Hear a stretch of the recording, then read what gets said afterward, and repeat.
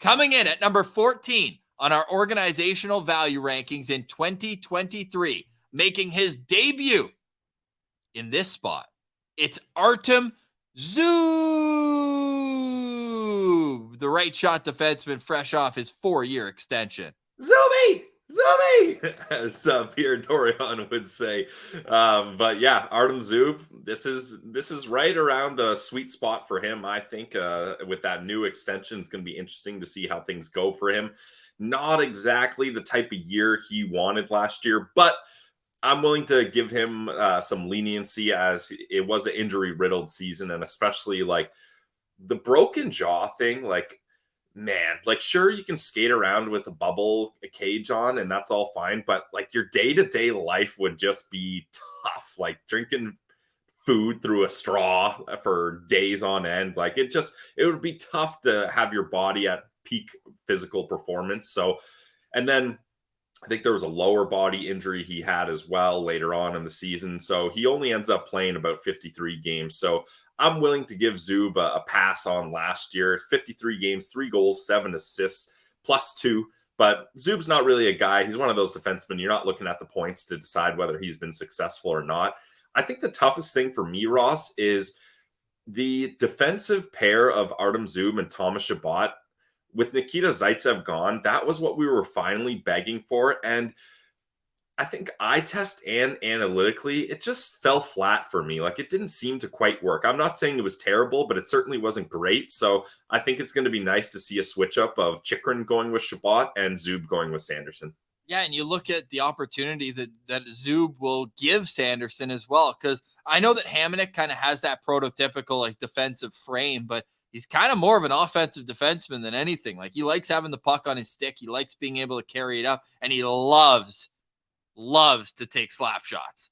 With that said, Zub is going to defer more to his partner. Yep. In this case, it's great because we're hoping that Sanderson takes that dynamic step forward in his offensive game. And I think Zub's the perfect guy to pair him with. Now, Zub's strong in front of the net.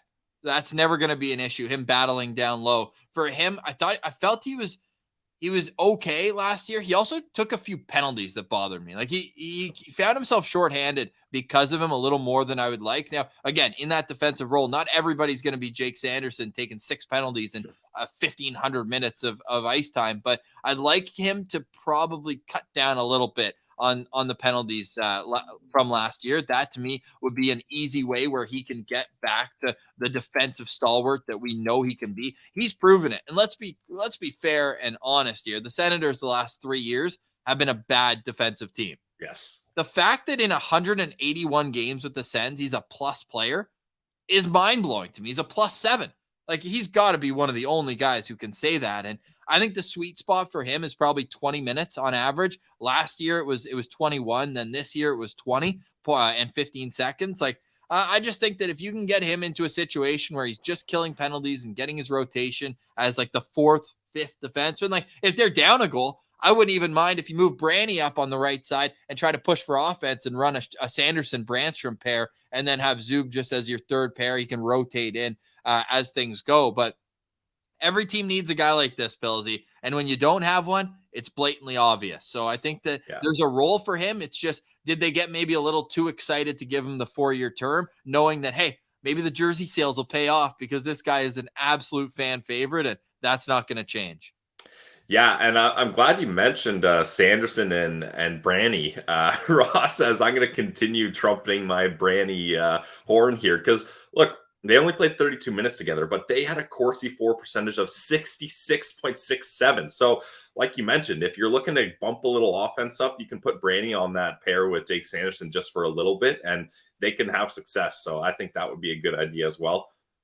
Last year, he was mostly, this is Artem Zub, was paired with Thomas Chabot for a majority of the season, almost 500 minutes of ice time at 5-on-5. The two of them were together, and yeah, they were all right. Now look at this, though. With them, the shot share was just over 50%, and Zub without Chabot was down at 42. Yeah.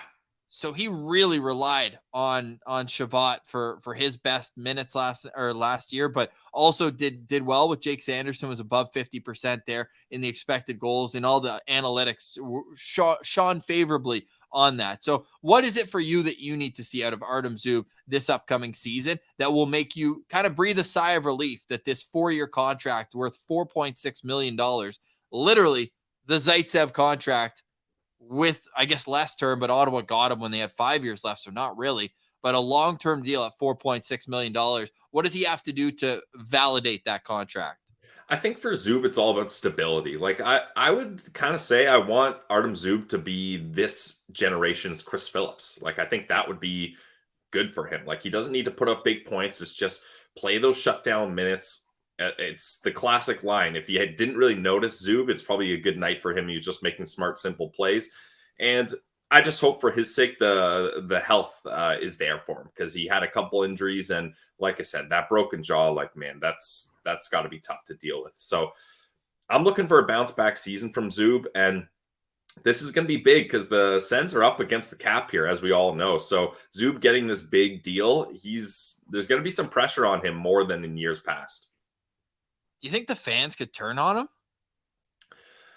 I don't know. I feel like Zub is like a cult classic. I'll be honest. I think I'm lower on Zub than most of the fan base. But again, I need to give him some leash after that injury riddled season. So I'm willing to start clean here. But I am a little concerned, Ross, that the back half of this contract could be tricky for the Sens. Now, in a way that it won't sound as negative, I guess, but like he's only 27 years old. He'll be 28 right at the start of the season, October 3rd. So he's right, should be in the prime of his career for the next 4 years, right? Like that 28 to 32, especially as a defensive defenseman where, your foot speed is important, but top speed maybe isn't as much if he's slowing down by 32. But this should be one of Zub's best years of his career in terms of where he is on the age. Especially if he gets to play with Sanderson. I mean, not a lot of excuses to have a bad year if you're with Jake Sanderson.